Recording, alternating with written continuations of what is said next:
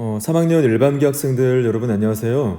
1학기 심화국어 온라인 강의를 담당하게 된 류현규 선생님이라고 합니다. 3학년 3반, 4반 학생들도 선생님이 임시로 1반, 2반 학생들과 함께 강의를 진행하게 되었습니다.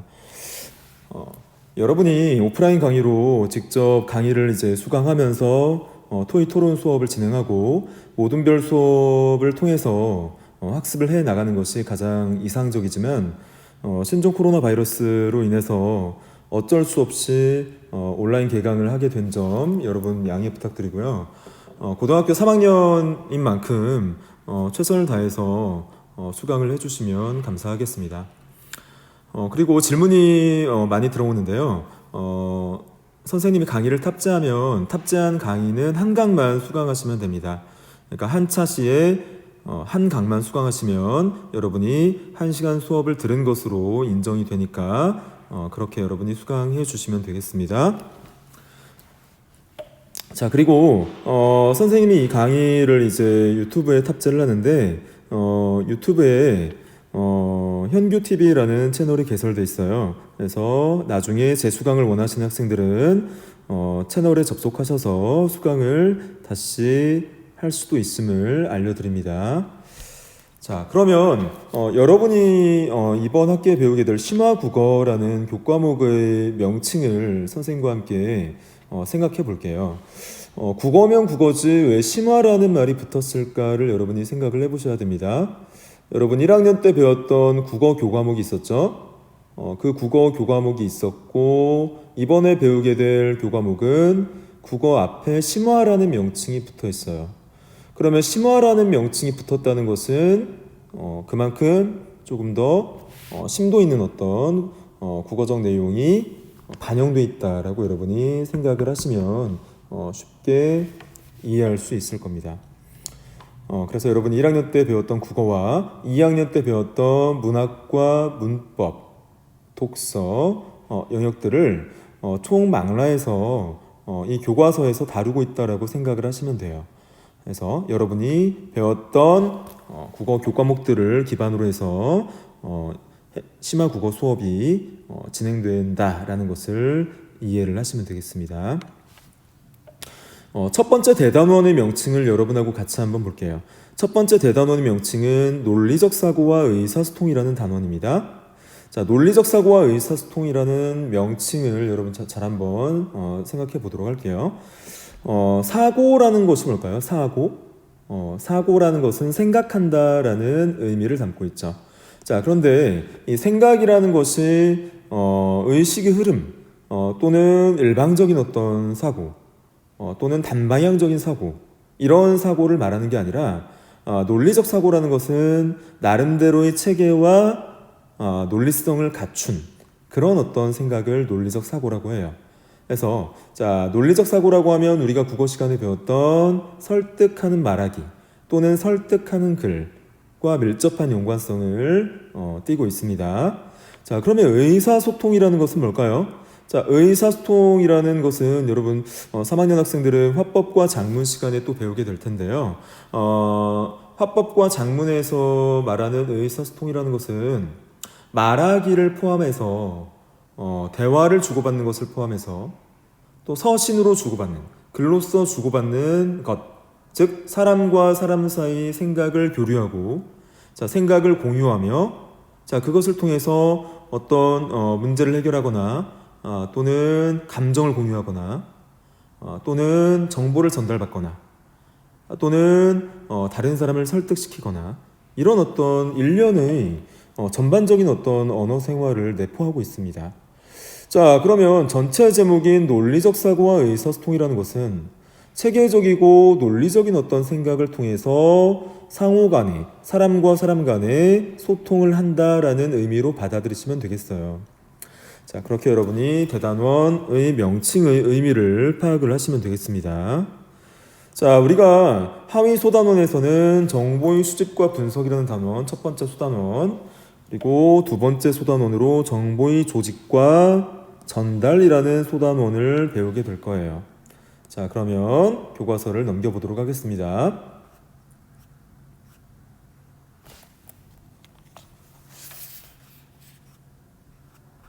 자, 단원의 길잡이를 한번 펴보도록 할게요. 여러분 교과서 10쪽이네요.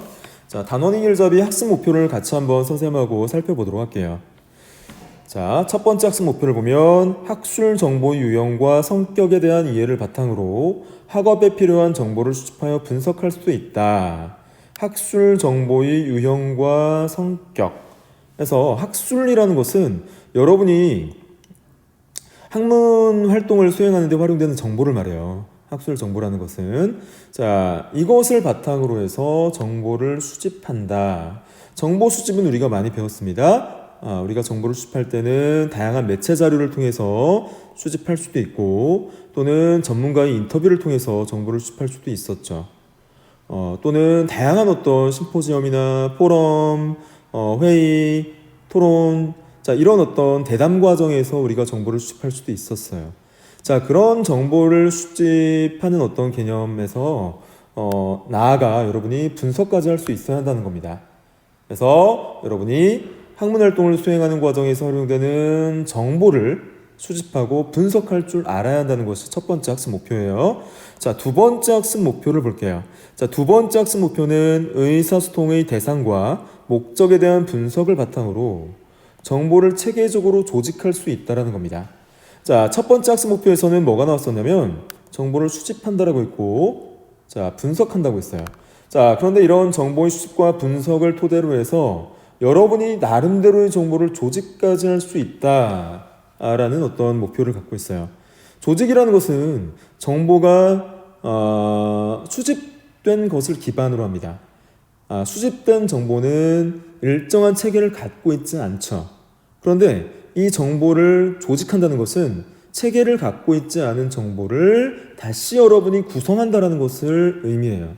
그래서 이런 능력을 여러분이 갖추어야 한다는 두 번째 학습 목표를 제시했어요. 자, 세 번째 학습 목표를 보도록 할게요. 정보 전달에 적합한 언어 표현 방법을 익혀 정보를 정확하고 논리적으로 전달할 수 있는 목표를 제시했어요. 정확하고 논리적으로 전달할 수 있다. 여기에서는 어디에 초점을 두고 있나요? 전달에 초점을 두고 있어요. 자, 정보를 수집하고 분석해서 조직한 이후에, 즉 여러분이 논리적 체계를 통해서 조직한 이후에 이것을 상대방에게 전달까지 해야 하나의 일련의 어떤 학습 목표를 우리가 달성할 수 있다는 겁니다. 그래서 어떤 순차성을 띠고 있는 것은 아니지만 일단 순서를 우리가 한번 매겨보면, 자, 정보의 수집, 그다음에 정보의 분석, 그다음에 정보의 조직, 정보의 전달, 이런 일련의 어떤 도식화된 순서를 따른다는 겁니다. 자, 이런 어떤 체계화된 정보가 전달되어야 의사소통이 이루어졌다라고 볼 수 있겠죠. 자, 이러한 세 가지 학습 목표를 선생님과 함께 오늘 다뤄본다는 겁니다. 자, 넘어가도록 할게요. 자, 여러분 교과서 어디를 보시냐면 11쪽에 짚어보기 부분을 보도록 할게요. 자, 짚어보기 부분을 보면 학술 정보의 유형과 성격이 나오죠. 학술 정보는 무엇이고 그것의 유형과 성격은 무엇이냐라는 겁니다. 자, 두 번째, 학술 정보의 수집과 분석과 관련해서 제시가 되어 있죠. 자, 세 번째, 대상과 목적을 고려한 정보의 체계적 조직이라는 내용이 나와 있어요. 그래서 우리가 단원을 배우기 전에 이런 부분들에 대한 사전 배경 지식을 갖추어야 한다는 겁니다. 선생님하고 같이 한번 살펴볼게요. 자, 학술 정보의 유형과 성격을 이렇게 설명하고 있어요. 학술 정보는 학문 활동을 수행하는 데 활용되는 정보이다. 아까 선생님이 말씀드렸죠? 학문 활동을 수행하는 데 활용되는 정보. 이 학문 활동이라는 것을 여러분이 거창하게 생각할 필요가 없어요. 여러분이 지금 배우고 있는 심화국어 또는 다른 여러 교과목들이 다 여러분에게 있어서는 학문 활동이에요. 그 학문 활동을 수행하는데 어떤 정보를 여러분이 선택하고 수집하고 분석하고 조직하고 전달할 것이냐에 대한 고민을 해야 됩니다. 학술 정보에는 문서 자료, 인터넷 자료, 면담 자료, 조사 자료 등 다양한 자료들이 있어요. 선생님이 아까 또 어떤 자료도 있다고 했죠? 각종 심포지엄, 포럼, 토론, 토의 이런 어떤 다양한 담화 상황에서 여러분이 정보를 또 수집할 수가 있어요. 자, 계속해서 보면 연구의 목적과 대상에 따라 필요한 성격의 자료가 다르므로 수행하는 학문 활동에 맞게 학문 정보를 적절히 활용해야 한다라고 언급을 해주고 있어요. 자, 넘어가도록 할게요. 학술 정보의 수집과 분석에 대해서 이야기를 합니다. 학술 정보를 수집하기 위해서는 여러 학술 자료 뭉치를 활용할 수 있다. 자, 뭉치라는 어떤 단어가 나왔네요. 자, 뭉치라는 것은 간단히 말해서 묶음이라고 생각하시면 되겠어요. 학술 자료 뭉치로는 국가전자도서관, 예를 들어주고 있네요. 국가전자도서관 또는 국립중앙도서관 또는 국회 도서관 등의 국가지식정보유통망이나 자, 국가자료 공동 목록 시스템 또는 학술연구정보 서비스 등의 학술 정보 유통망을 사용할 수 있다. 굉장히 좀 여러분에게 어렵게 다가올 수도 있는데 간단히 생각하시면 돼요. 우리 세종시에는 여러분이 자료를 수집할 수 있는 기관이 어디 있죠? 가장 쉽게 생각할 수 있는 공간이 세종국립도서관일 거예요. 그 세종국립도서관에서 여러분이 자료를 검색하고 학술 정보를 수집할 수 있다라고 간단히 생각하시면 됩니다. 자, 정보를 수집한 후에는 수집한 정보가 원래 찾고자 했던 것인지를 판단해야 한다. 검색 결과가 만족스럽지 않다면 검색 전략 및 과정을 점검하고 수정해서 재검색해야 한다. 자, 점검, 수정, 재검색이라는 단어가 여기서 중요합니다. 여러분이 도서관에서 자료를 검색을 했어요. 자, 검색을 했는데 그 검색을 무작정 할 것이 아니라 이런 생각을 여러분이 해야 한다는 거죠. 내가 과연 적절한 방법에 의해서 적절한 정보를 수집하고 있는 것이 맞냐라는 부분에 대해서 끊임없이 의문을 제기하면서 어떤 검색 전략이라든가 수집 전략을 전환해야 할 필요가 있다는 거예요. 이런 것들을 우리가 점검이라고 합니다. 자, 점검했으면 여러분이 그 점검 결과를 토대로 해서 내가 진행하고 있는 검색 방법이라든가 수집 방법이 맞다라고 생각하면 그대로 진행하시면 되고요. 이건 아닌데? 다른 방법을 좀 쓰면 좋겠는데 라고 여러분이 수정할 수도 있다는 거예요. 자, 수정한 이후에는 재검색 과정을 거쳐야 한다는 거예요. 자, 수정 이후에는 다시 검색을 해야 한다. 다시 검색을 통해서 정보를 수집해야 한다는 겁니다. 자, 이럴 때 여러분이 무엇에 유의해야 하느냐? 검색한 결과를 평가하는 기준이 있어요. 자, 검색 결과를 평가하는 기준에는 저자, 정확성, 최신성, 목적, 객관성 등의 어떤 기준들이 있다는 거예요. 자, 그런 어떤 기준에 의해서 여러분이 수집한 정보가 과연 바람직하냐, 그렇지 않으냐를 판단할 수 있다는 겁니다. 자, 그런 부분을 여러분이 유의하시면 되겠어요. 저자, 정확성, 최신성, 목적, 객관성 등의 어떤 내용들을 여러분이 기준을 나름대로 점검하셔야 된다는 거예요. 자, 그 다음에 두 번째 내용을 보도록 할게요. 자, 두 번째 내용을 보면 대상과 목적을 고려한 정보의 체계적 조직이라는 파트가 나오죠. 자, 같이 한번 살펴보면 정보를 효과적으로 전달하기 위해서는 의사소통의 대상과 목적에 대한 분석 결과를 바탕으로 정보를 체계적으로 조직해야 한다라고 했어요. 자, 여러분이 조직과 체계적 조직의 어떤 차이도 쉽게 이해를 할 수 있어요. 조직이라는 것은 아까 선생님이 말씀드린 대로 체계성을 원래는 내포하고 있어요. 자, 그런데 여기에서는 수식어로 체계적이라는 말을 한 번 더 붙여서 조직의 어떤 성격과 특성을 좀 더 분명히 해준 겁니다. 자, 그러면 의사소통의 대상을 분석할 때 먼저 담화나 글의 주제에 대한 대상의 관심이나 요구를 파악한다. 담화나 글의 주제에 대한 관심이나 요구를 파악한다라고 했어요. 여러분, 담화라는 것은 여러분이 잘 알 거예요. 담화라는 것은 글이 아니에요. 글이 아니라 자, 상대방과의 어떤 발화 과정, 대화 과정을 의미합니다. 자, 그러니까 내가 화자라면 듣는 이는 누가 되겠죠? 청자가 되겠죠. 자, 그래서 화자와 청자 사이의 어떤 발화 상황 또는 대화 과정을 우리가 담화라고 합니다.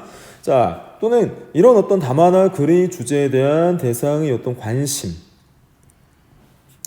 관심이나 어떤 요구를 파악하고, 자, 그 다음에 우리가 뭘 해야 되냐면 주제와 관련된 대상의 지적 수준 또는 사전 지식 등을 파악해야 한다는 거예요.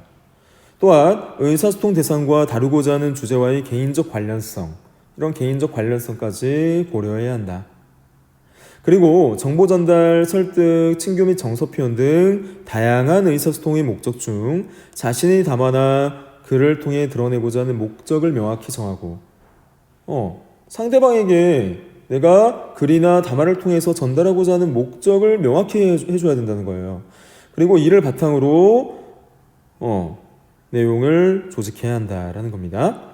그래서 여러분이 고려해야 할 사항들이 더 나왔죠. 그래서 관심, 요구, 그 다음에 주제와 관련된 대상이 지적 수준, 또 사전 지식, 또는 개인적 관련성, 이런 것들까지 여러분이 명확히 파악을 해줘야 한다는 거예요.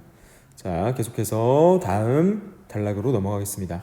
자, 다음 단락에 보시면 정확하고 논리적인 정보 표현과 전달이라는 부분이 있어요. 논리적인 정보 표현과 전달. 자, 논리라는 것은 선생님이 앞서 언급했듯이 우리가 배웠던 설득하는 글과 관련이 있어요. 정보 표현이라는 것은 정보 전달의 글과 밀접한 연관성을 띠겠죠. 그래서 이런 부분들로 여러분이 생각을 하시면 됩니다.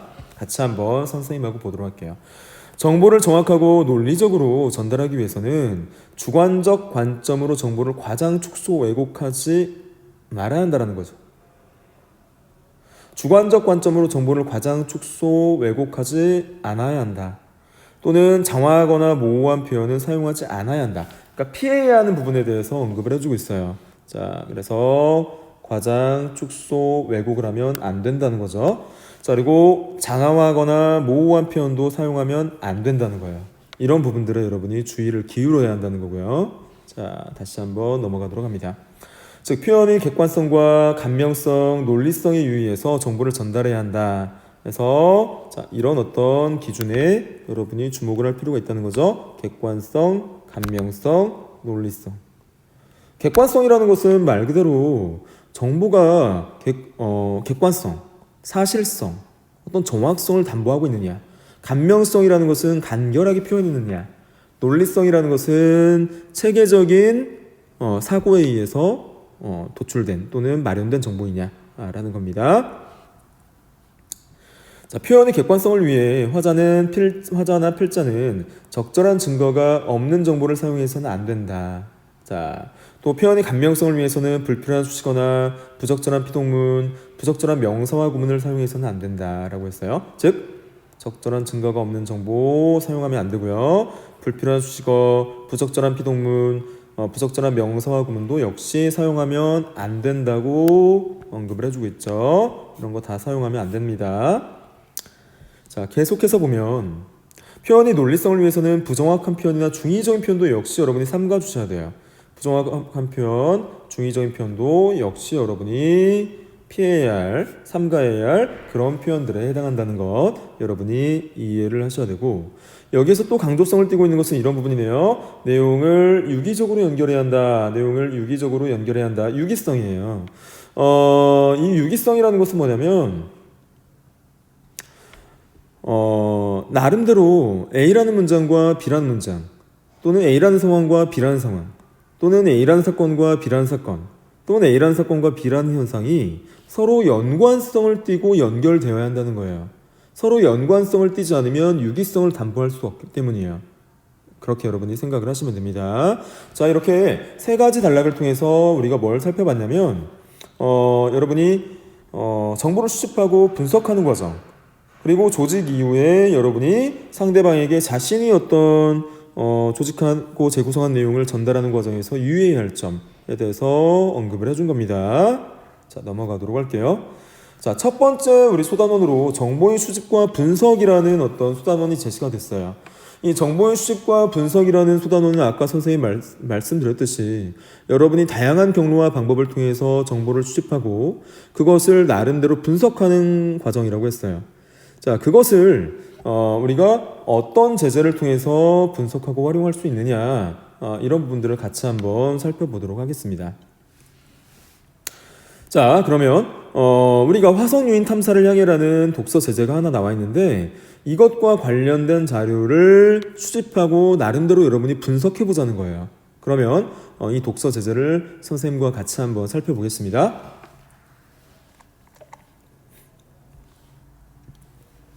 화성유인 탐사를 향해 나사는 2030년대에 화성 유인 비행의 실현을 목표로 한다라고 발표했다. 우주선으로 지구와 화성을 왕복하는 데에는 1년 반이라는 시간이 걸려 달 탐사와는 다른 여러 가지 어려움이 예상된다. 그 어려움에 맞서기 위해 지금 전 세계에서 기술 개발이 가속화되고 있다. 지구상에는 화성으로 가는 비행을 모방한 실험과 로봇의 실증 실험도 이미 이루어지고 있다. 화성으로 가는 여행을 어떻게 실현하려고 하는지 그 내용을 소개한다. 자, 첫 번째 소주제가 나와 있습니다. 자, 470톤의 화물 운반이 최대 과제. 달에 갈 때도 편도 3일 정도가 걸리지만 화성에 갈 때는 편도 8개월 정도 걸린다. 또 달에서 언제든지 돌아올 수 있지만 화성의 경우에는 곧바로 지구로 귀환할 수 있는 것이 아니다. 긴 경우에는 500일이나 머물러야 지구로 돌아올 수 있다. 그래서 화성 유인 비행은 500일 내지 1000일 정도가 걸린다. 이렇게 장기간에 걸친 우주 비행을 위해서는 물이나 식료품, 산소뿐만 아니라 화성에서 사용할 기지, 화성에 이착륙하기 위한 로켓, 귀환용 우주선 등도 필요하다. 나사 탐사 시스템 부서의 더글러스 쿠게에 따르면 그 무게의 합계는 470톤이나 된다. 나사의 우주 탐사 설계사인 게리 마틴은 이 화물의 운반이 화성 유인 비행에서 가장 큰 문제일 것이다 라고 말했다. 우선 지구 표면에서 지구 저궤도, 지표에서 몇백 킬로미터 상공의 궤도로 화물을 올려 보내야 한다. 과거에 미국은 달에 인간을 보내기 위해 아폴로 계획에 총 250억 달러를 투자했다고 한다. 이 계획에 사용된 것은 인류 사상 최대의 로켓 세턴5이다. 세턴5는 지구의 저궤도로 104톤의 화물을 운반할 수 있었다. 그러나 세월이 지난 현재 그 같은 대형 로켓을 만들기는 어렵게 되었다. 막대한 자금을 투입해서 다른 용도가 없고 지나치게 거대한 로켓을 만드는 시대는 이미 지났다는 뜻이다. 가장 현실적인 것은 이미 존재하는 로켓을 최대한 활용할 경우 어떤 임무, 어떤 비행 계획이 가장 효율적인지 검토하는 일이다. 기존 우주 왕복선의 부품을 활용할 수 있는지, 우주 왕복선의 부품과 다른 로켓의 부품을 조합할 수 있는지 등 백지 상태에서 출발하지 않아도 되는 좋은 방법을 현재 검토하고 있다. 자, 여기까지 우리가 글의 내용을 살펴보면 첫 번째 소주제에서는 어떤 내용들을 언급해주고 있나요? 자, 이렇게 정리를 해주고 있습니다. 화성 유인 탐사에서 문제가 되는 무거운 화물 운반이라고 제시를 해주고 있어요. 자, 화성 유인 탐사에서 이런 무거운 어떤 화물 운반이 문제가 되고 있다라는 거예요.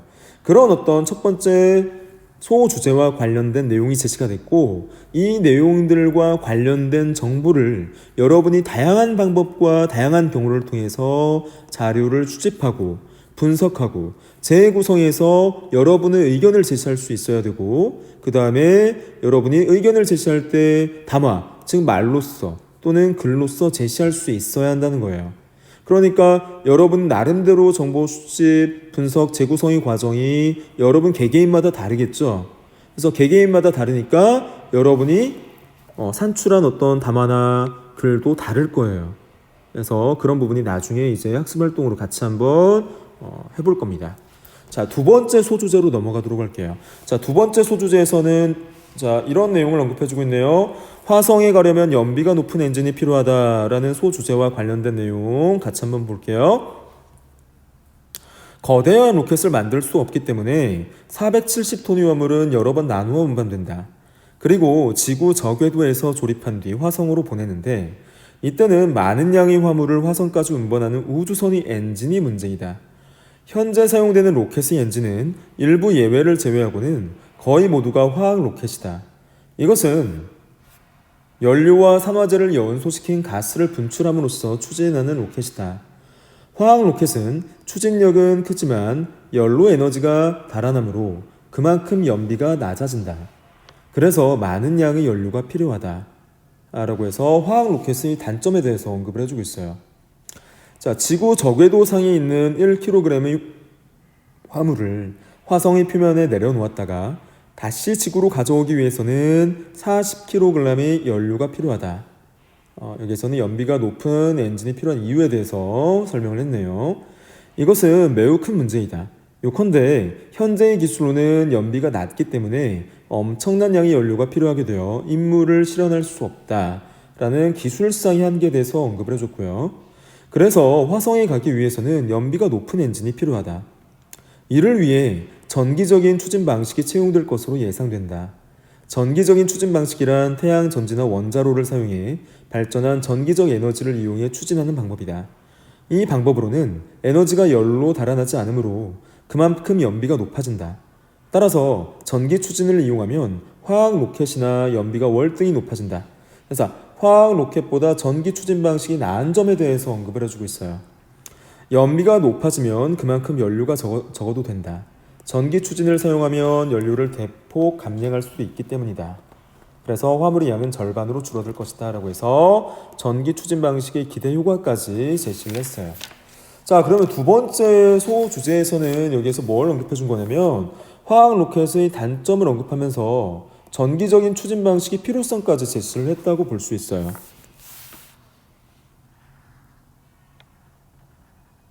자, 여기 그림 4파에서는 어떤 내용을 언급해주고 있나요?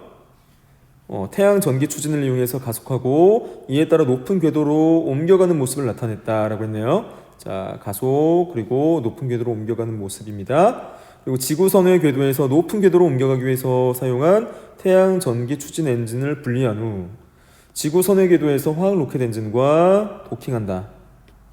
그리고 지구 중력권을 벗어나기 위해서 가속해 화성으로 향해 나가는 시나리오다라고 해서 그림으로 제시를 했으니까 여러분이 이런 어떤 사파 자료도 참고해서 다양한 정보 수집과 분석 전략을 여러분이 수립할 수 있어야겠어요.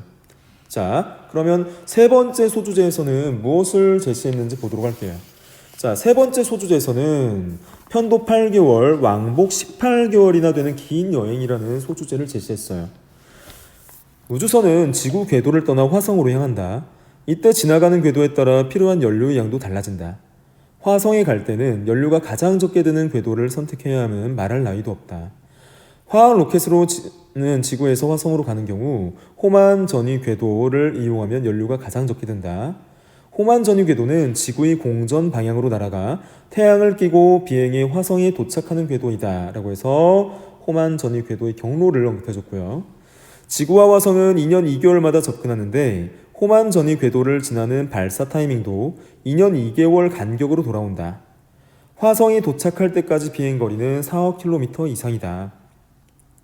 호만 전위 궤도로 화성까지 가려면 고도 200km의 지구 선외 궤도에 있는 경우 지구의 공전 방향으로 초속 3.6km로 가속해야 한다. 그러면 지구의 공전 속도 초속 30km가 합해진 초속 33.6km로 화성으로 향할 수 있다. 이 33.6km라는 것은 가속한 로켓의 속도와 지구의 공전 속도를 합한 값입니다. 호만 전위 궤도로 화성을 향하면 화성에 도착할 때까지 약 8개월이 걸린다. 엔진을 분사해 더욱 가속하면 그만큼 빨리 화성에 도착할 수 있지만 그 대신에 막대한 연료가 필요하다. 연료를 절약할 필요가 있는 화성 미션에서는 호만 전위 궤도를 사용하지 않을 수 없는데 그 사용 방법에는 두 가지 가능성이 있다라고 했어요. 자, 하나를 언급해 줍니다. 그 하나는 왕복하는데 모두 호만 전위 궤도를 사용할 가능성. 즉, 호만 전위 궤도를 사용하는 첫 번째 방법이죠. 연료를 절약할 수 있는 대신 화성에 머무르는 기간이 길어져요. 첫 번째 방법은. 이 방법의 문제점은 화성에 도착한 뒤 호만 전위 궤도로 돌아갈 수 있는 지구와 화성의 위치 관계가 될 때까지 500일 정도 화성에 머물러야 한다는 것이다. 자, 두 번째 방법을 언급해 줍니다. 다른 하나는 가는 길 또는 돌아오는 길만 연료가 적게 드는 궤도를 지나고 자, 돌아오는 길은 연료가 많이 드는 궤도를 지나는 방법. 이게 두 번째 방법이에요. 자, 이 두 번째 방법은 우리가 어떻게 생각하면 되냐면 이런 거죠. 연료를 많이 사용해요. 연료를 많이 쓰는 대신 화성에 머무르는 기간은 짧아진다라는 어떤 장단점을 지니고 있다는 거예요. 그러니까 두 가지 방법 모두 장점과 단점을 지니고 있다는 거예요. 자, 그래서 그림 3이 왕복 모두 호만 전위 궤도를 지나는 방법의 삽하고 그림 4가 가는 길만 호만 전위 궤도를 지나는 방법이에요. 그래서 이런 어떤 사파 자료를 토대로 역시 여러분이 나중에 다른 정보나 다른 자료를 수집할 때 참고하고 고려해야 할 사항이라는 겁니다. 자, 넘어가도록 할게요. 이 방법은 효율적이진 않지만 화성에서 머무르는 기간이 30일에서 40일 정도로 짧아진다. 단 어느 방법이나 각각 장단점이 있다. 후자의 경우 화성 체제 기간이 짧은데도 막대한 자금의 투입이 필요하다. 한편 전자의 경우에는 장기간의 임무 수행을 견딜 수 있어야 한다. 이들은 서로 교환 조건이며 양립할 수 없다. 자, 우리가 지금 세 번째 소주제와 관련된 독서 제재를 살펴봤는데, 자, 여기에서는 호만 전위 궤도를 사용하는 두 가지 방법을 소개하고 각각의 장단점을 언급해준 제재라고 볼 수 있어요. 그러면 네 번째 제재에서는 과연 무엇을 언급해주고 있느냐를 같이 한번 보도록 하겠습니다. 식물을 사용해 이산화탄소나 배설물을 재순환시킨다라는 제재가 나와 있어요. 자, 같이 한번 보면 화성 여행에서 우주 비행선은 6개월 이상 되는 오랜 기간 동안 우주선 안에서 생활해야 한다. 이동안 우주 비행사들의 생명을 유지하는 일이 중요한 문제이다. 인간이 호흡을 하면 이산화탄소가 나온다. 한 사람이 배출한 이산화탄소의 양은 하루에 약 1kg이다. 공기 중 이산화탄소의 비율이 5%를 넘으면 숨이 차거나 두통이 일어나고 10%를 넘으면 호흡곤란이나 현기증, 구역질이 일어나고 25%를 넘으면 경련이 일으키며 혼수 상태에 빠진다. 그러니까 자, 이 부분은 대기 중 이산화탄소의 농도 증가에 따른 어떤 증상을 나타냈어요. 현재의 우주 왕복선에서는 이산화탄소와 결합력이 강한 수산화 리튬이라는 물질을 사용한 장치를 통해 공기 중에서 이산화탄소를 제거하고 있다. 그러나 이 방법을 사용하면 화물의 양이 늘어난다. 즉 이산화탄소 제거 방법의 현행 문제점에 대해서 언급을 해준 겁니다. 한편 인간은 땀이나 소변으로 하루에 약 3.3kg의 물을 배출하고 대변 등으로 약 200g의 고체 배설물을 배출한다. 우주 왕복선에서는 소변은 우주선 밖으로 버리고 대변 등의 고체 쓰레기는 지구로 가져왔다고 했어요. 그래서 우주에서 사용하는 화장실은 진공청소기처럼 공기와 함께 대소변을 흡입하는 구조로 되어 있다는 겁니다. 자, 앞서 말했듯이 한정된 연료로 화성까지 가는 임무에서는 될 수 있는 대로 화물의 양을 줄여야 한다. 그래서 고려되는 것이 폐쇄 생태계의 생명 유지 체계이다. 폐쇄 생태계 생명 유지 체계는 식물을 이용해 물질을 재순환시키는 방법이다. 자, 여기서 폐쇄 생태계 생명 유지 체계의 정의를 내려줬습니다. 자, 이 방법에서는 식물이 이산화탄소를 흡입해 산소를 배출하고 인간의 배설물은 식물의 영양분이 되고 다 자란 식물은 식품이 된다 라고 했어요. 자, 여기서는 식물을 재배하는 데 필요한 물은 무중력 환경에서는 물방울로 떠돌기 때문에 물을 고정시키는 방법이 필요하다라고 언급을 해준 겁니다. 또 우주 왕복선 안에서 물을 흡수시킨 우무 위에 식물을 발화시키는 실험이 성공한 바가 있다라고 했네요. 자, 나사에서도 이 방법을 검토하고 있다. 자, 기간이 긴 인물수록 생물학적 요소의 비율을 늘려야 장기간 지속 가능한 체계가 된다. 자, 그럼 네 번째 우리 소주제에서는 폐쇄 생태계 생명 유지 체계를 이용한 이산화탄소의 배설물 제거에 대해서 설명을 해준 겁니다. 자, 다섯 번째 소주제로 넘어가도록 할게요. 다섯 번째 소주제에서는 화성의 대기를 이용하면 역분서 없이도 감속할 수 있다라는 소주제를 제시했어요. 자, 그럼 여기에서는 어떤 내용에 대해서 언급하고 있는지 여러분 정보의 수집과 분석, 재구성과 연계지어서 여러분이 잘 파악을 해봅니다. 자, 7개월의 긴 여행 끝에 마침내 화성에 도착한다. 지구에서 화성까지 행성 사이를 비행해온 우주선은 매우 고속이므로 아무 조처도 취하지 않으면 화성을 그대로 지나쳐 어디론가 날아가 버린다. 자, 우주선을 감속해야 하는 이유, 즉 필요성에 대해서 언급을 해주고 있어요. 그래서 화성을 도는 선의 궤도에 들어가거나 화성 표면에 착륙하기 위해서는 감속해야 한다. 감속에는 두 가지 방법이 고려된다. 하나는 달에 간 아폴로 우주선처럼 엔진을 역분사해서 감속하는 방법. 자, 엔진을 역분사해서 감속하는 방법. 첫 번째 방법이죠. 우주선을 감속하는 방법. 자, 이 방법은 안정적으로 감속할 수 있지만 연료가 많이 든다는 단점이 있어요. 그러나 이 방법의 경우 많은 양의 연료가 필요하다. 또 하나는 달에는 없었지만 화성에는 존재하는 것을 사용하는 방법이다. 바로 화성의 대기이다. 화성의 대기에 직접 돌입한 후 대기와의 마찰을 이용해 감속하는 방법. 두 번째 방법이죠. 자, 두 번째 방법은 엔진을 분사하는 방법에 비해서 연료를 절약할 수 있어요. 그래서 대기와의 마찰을 통해서 속도가 줄어드니까 굳이 연료를 사용해야 할 필요가 없다는 거죠. 자, 화성의 대기를 이용해 감속하는 방법에는 화성 선의 궤도에 들어가는 에어로 캡처 공기 포획과 선의 궤도에 들어가지 않고 그대로 착륙하는 직접 대기 돌입이 있다라고 했어요. 그래서 에어로 캡처 방법, 그다음 직접 대기 돌입 방법이 있다는 겁니다. 자, 지금까지 보낸 화성 탐사선 가운데 1996년에 발사된 마스 패스파인더가 직접 대기 돌입 방법을 택했다.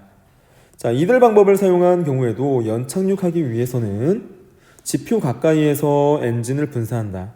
그러나 화성의 선의 궤도에 들어갈 때나 선의 궤도에서 벗어나 하강하기 위해 엔진을 사용하지 않으면 그만큼 연료가 절약되므로 화성 유인 비행에서도 대기를 사용해 감속하는 방법이 검토된다. 그만큼 우리가 우주를 비행할 때 연료를 얼마나 절감할 수 있는지에 대한 중요성이 더 컸다라는 거예요. 이 방법을 사용했다는 것은. 자, 그러나 최종적으로 사용할 추진 방식에 따라 대기를 이용해 감속할지가 결정된다. 화학 로켓 등을 사용하는 경우에도 아마도 연료 절약을 위해 대기를 이용해 감속할 것이다. 이것은 화학 로켓 자체가 연료를 많이 사용하기 때문이라고 우리가 추론해 볼 수 있어요. 앞서 앞문단에서 언급을 해줬죠. 자, 전기 추진 방식을 사용하는 경우에는 연비가 아주 높으므로 엔진을 이용해 감속할 것이다. 그래서 네 번째 소주제에서는 우주선을 감속하는 여러 가지 방법에 대해서 언급을 해준 자료라고 볼 수 있어요. 자, 우리가 지금 오늘 심화국어의 첫 번째 독서 제재를 다루면서 그 독서 제재에 포함되어 있는 네 가지 소주제의 단락들을 다루었어요. 그러면 우리 수업은 독서 수업이 아니고 심화국어의 자료의 수집과 분석, 재구성 단원이기 때문에 여러분이 독해에 그칠 것이 아니라 관련 자료를 수집하고 분석하고 재구성할 줄 알아야 됩니다. 그래서 선생님이 첫 번째 수업을 마치기 전에 여러분한테 과제를 하나 내줄 거예요. 자, 과제는 뭐냐면 다시 한번 앞으로 넘어가 보겠습니다. 자, 다시 한번 앞으로 넘어가면 여러분 4개의 소주제가 있었죠. 첫 번째 소주제가 뭐였나요? 470톤의 화물 운반이 최대 과제이다 라는 소주제. 두 번째 소주제는 화성에 가려면 연비가 높은 엔진이 필요하다라는 두 번째 소주제. 자, 세 번째 소주제는 편도 8개월, 왕복 18개월이나 되는 긴 여행이라는 소주제. 자, 네 번째 소주제는 식물을 사용해 이산화탄소나 배설물을 재순환시킨다라는 소주제. 다섯 번째 소주제까지 있었네요. 자, 다섯 번째 소주제는 화성이 대기를 이용하면 역분사 없이도 감속할 수 있다 라는 5개의 소주제가 있어요.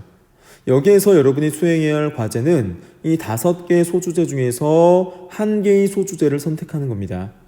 5개의 소주제 중에서 1개의 소주제를 선택해서 여러분이 다양한 자료를 수집해서 분석하고 나름대로 여러분이 그 자료를 재구성해서 한 편의 짧은 글을 게시판에 탑재해주면 돼요.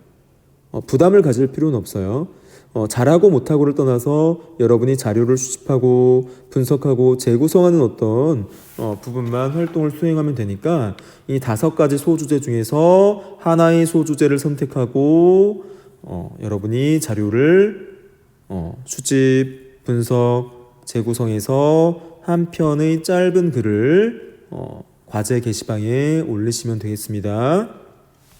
자, 오늘 수업은 여기까지고요. 여러분 다음 강의에서 선생님하고 만나도록 할게요.